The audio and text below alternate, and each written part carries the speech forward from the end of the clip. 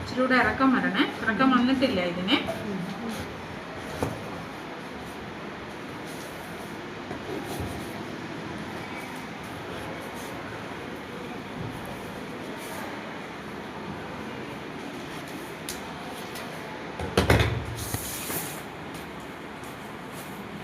കണ്ടോ, ഇച്ചിരി കൂടെ ഇറക്കം വരണം.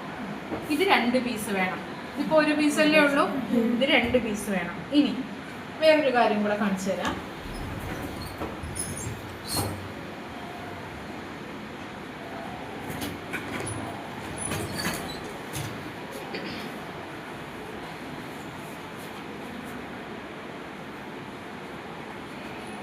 ഇതിൻ്റെ പേരാണ് പേപ്പർ സ്കെയിൽ.